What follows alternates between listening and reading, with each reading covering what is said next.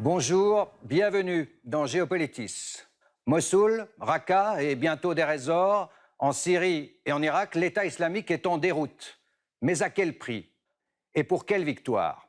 Le Comité international de la Croix-Rouge, dans un communiqué le 5 octobre, s'alarmait d'un pic de violence jamais atteint depuis la bataille d'Alep, voici un an. Des centaines de civils sont tués, les écoles et les hôpitaux détruits, précisait encore le communiqué. Vous avez vu sans doute les images des villes syriennes et irakiennes noyées sous un déluge de bombes pour chasser Daesh de ses derniers bastions. Les combattants islamistes ont été éliminés par centaines. Mais combien aussi de civils innocents pris au piège sous les frappes de l'aviation russe et celles de la coalition occidentale?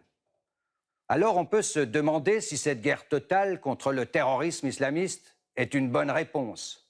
Si notre lutte contre le djihadisme en Orient, mais ici aussi sur nos propres territoires, n'attise pas un ressentiment global envers l'Occident. On peut se demander, comme notre invité tout à l'heure, si les victoires proclamées aujourd'hui ne vont pas engendrer demain d'autres djihads.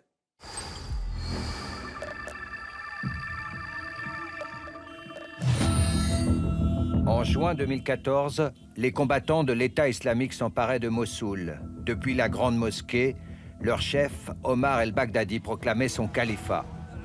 Les djihadistes surgis du désert avaient conquis des portions entières de l'Est syrien et du nord de l'Irak, s'approchant même à moins de 100 km de Bagdad. Un territoire totalisant 60 000 km², incluant en Syrie Raqqa, dans la vallée de l'Euphrate, et Palmyre. À cette époque, les grandes villes de l'ouest syrien et même Damas restent sous la menace d'autres groupes, plus ou moins islamistes. L'armée de Bachar el-Assad est aux abois. Elle a utilisé tous les moyens, y compris le chlore et les armes chimiques, pour ne pas céder davantage de terrain.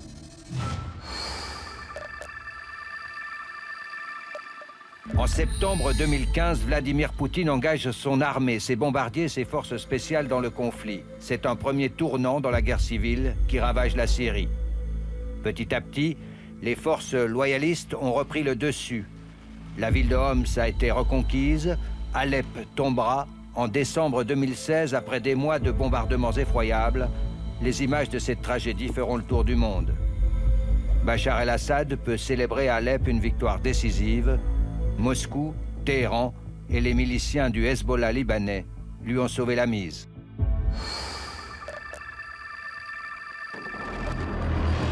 En superposition ou en parallèle à cette guerre de reconquête menée par le régime syrien et les Russes, une autre guerre fait rage contre Daesh, ennemi planétaire numéro 1.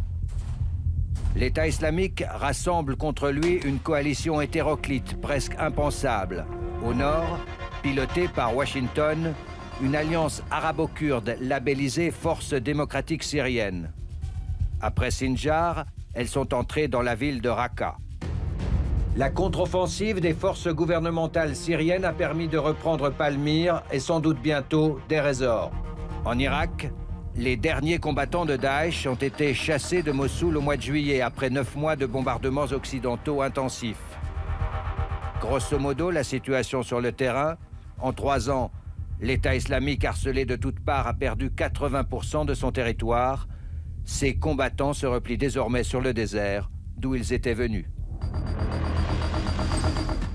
Bonjour François Buria. Bonjour. Merci de vous arrêter sur le plateau de Géopolitiste. Tout à l'heure, à l'Université de Genève, vous allez donner une conférence intitulée « Après Alep, Mossoul et Raqqa, où en sommes-nous de la lutte contre le terrorisme ?» Et votre réponse, c'est qu'on n'a pas beaucoup avancé, voire même qu'on a reculé. Oui, il ne faut pas sous-estimer ou négliger ou minimiser la qualité des efforts de ceux qui font qu'il est plus difficile aujourd'hui, et c'est une excellente chose de mettre une bombe dans un avion ou même de faucher des centaines de personnes sur un trottoir. Mais la partie de la partition qui, à mon avis, n'est pas jouée avec l'efficacité demandée, c'est celle du niveau politique qui devrait faire que les gens des services de sécurité aient un petit peu moins de boulot. Alors, pour résumer ma problématique, je dirais que j'ai souvent employé cette expression. Je pense qu'il est important de lutter contre les terroristes, mais il faut cesser d'en fabriquer. Il ne faut pas que dans le même temps, il ne faut pas que de la main droite, on fabrique les terroristes contre lesquels on lutte avec la main gauche. Oui, ce que vous dites, c'est que les bombes lâchées par la coalition, les Russes sur l'État islamique en Syrie, fabriquent du djihadisme plutôt qu'elles ne détruisent le djihadisme.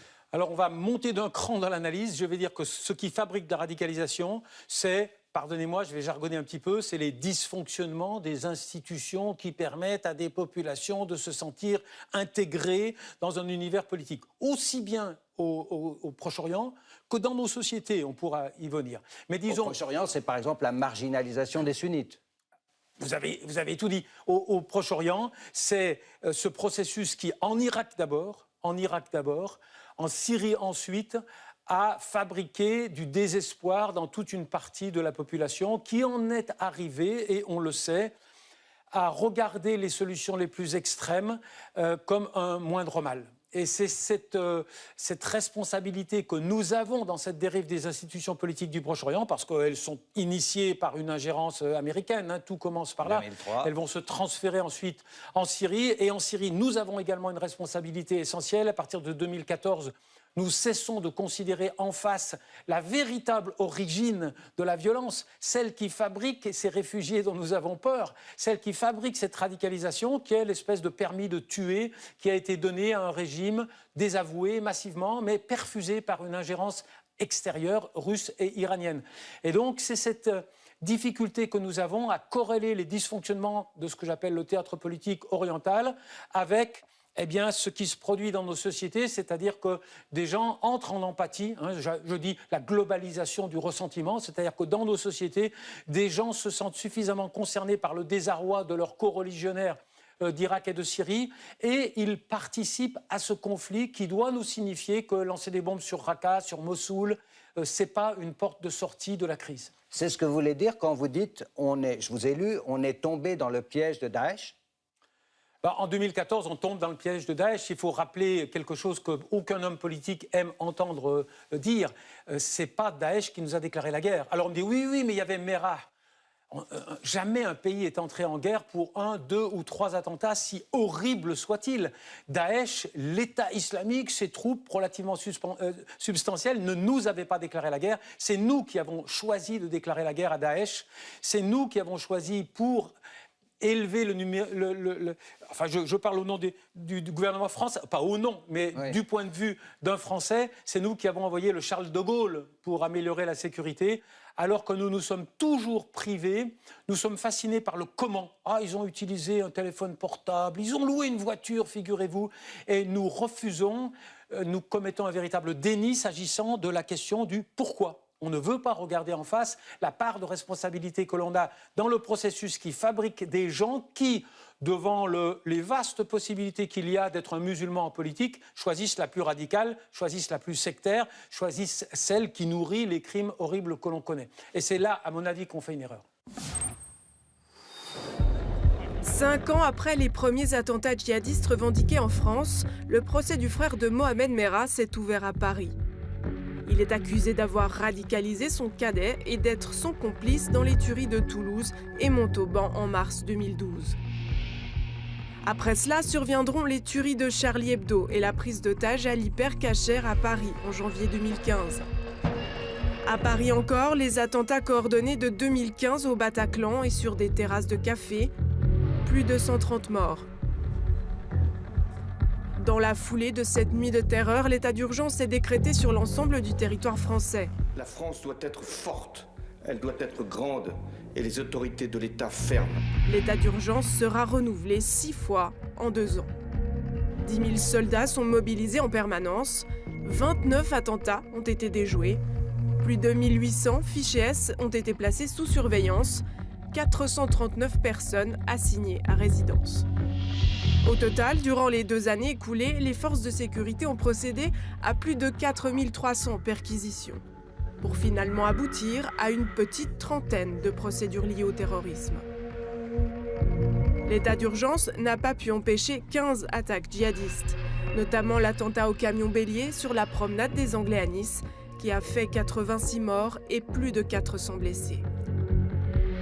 L'état d'urgence devrait prendre fin le 1er novembre.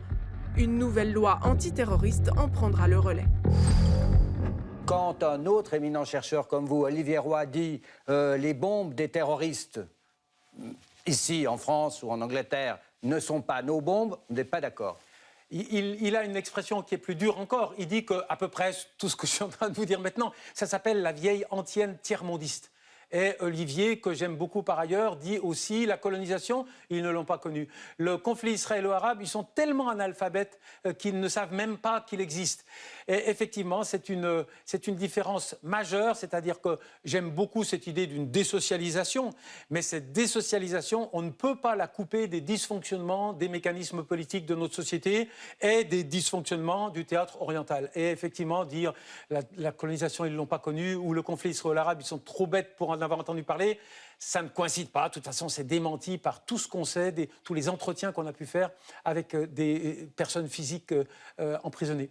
Vous avez eu des mots assez forts. Vous avez dit le problème, ce n'est pas les musulmans de France, le problème, c'est la France. Oui, c'est une formule un peu englobante. Mais disons que lorsqu'il y a une déchirure politique à l'intérieur d'une société, je vais d'abord interroger la responsabilité de ceux qui sont majoritaires dans la société. Jusqu'à plus ample informé, les non-musulmans sont majoritaires dans le système politique français. Et donc, si des mécanismes font... J'aime beaucoup citer le poète antillais Césaire qui avait dit « Si vous ne me permettez pas d'être un Français, moi je dirais simplement un citoyen à part entière, il y a de fortes chances que j'ai envie de devenir un citoyen entièrement à part. » Et cette dimension-là du problème, on ne la saisit pas. Est-ce qu'avec Macron, les choses ont changé par rapport à ses prédécesseurs, Sarkozy, Hollande? Je l'ai cru. Je l'ai cru. Moi, j'ai souvent cité Macron avec une certaine sympathie lorsqu'il avait répondu à Valls qui disait essayer de comprendre, c'est excuser. Macron avait eu ce bon sens élémentaire. Il avait dit attention. Si nous fabriquons des jeunes comme ça dans notre société, il doit quelque part y avoir un terreau. Et puis Macron avait eu sur la Syrie une position qui était différente de celle de Mélenchon, Le Pen, Fillon. Malheureusement, Macron a changé du tout au tout peu de temps après, et je dirais qu'il a aggravé ce sentiment de désarroi chez ceux qui l'avaient soutenu. On ne peut pas continuer avec un logiciel qui nous fait percevoir le monde de l'autre par le biais des minorités qui nous sont plus proches. C'est contre-productif, y compris pour les minorités en question. Vous avez évoqué ce terreau. Qu'est-ce qui fait qu'à partir de ce terreau se fabrique de l'islamisme fondamentaliste qui va jusqu'à égorger de jeunes femmes sur la place de la gare Saint-Charles à Marseille? Alors, je pense qu'il ne faut pas se focaliser sur l'idéologie. Il faut se focaliser sur la violence. Qu'est-ce qui fait qu'un individu passe à la violence? Parce que de tout temps... Mais pas seulement à la délinquance, mais à la violence islamiste. Oui, mais l'islamisme, c'est le vocabulaire qui est disponible à ce moment-là. On dit souvent par exemple, de la résistance palestinienne qu'elle n'a pas attendu le Hamas pour mettre les bombes. Elle en mettait, le chef du FPLP était chrétien. Et le danger méthodologique, je dis purement méthodologique, c'est pas pour être gentil à l'égard des musulmans.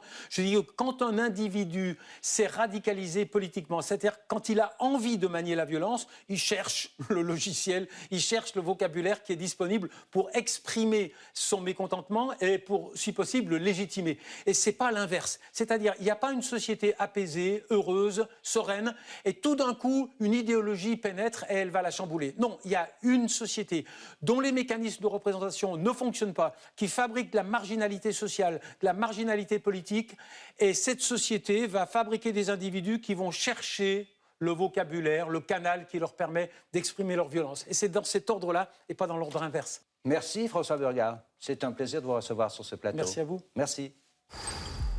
Sur toutes ces questions qui font débat, je vous renvoie au dernier ouvrage de notre invité, François Burgat, Comprendre l'islam politique, une trajectoire de recherche sur l'altérité islamiste. C'est paru aux éditions La Découverte il y a un peu plus d'1 an. Sur le site américain The Cyberbrief, Fabrice Balanche fait une fine analyse de l'impossible dilemme qui se pose à Trump après la défaite de l'État islamique, article mis en ligne le 13 octobre. Enfin, Marielle Rezzonico nous a retrouvés dans les riches archives de la RTS « Islam derrière l'étendard du prophète » de 1986, temps présent, déjà à l'époque, se penchait sur la poussée des mouvements islamistes. C'est tout pour aujourd'hui. Salut à tous sur la RTS et TV5 Monde. À bientôt.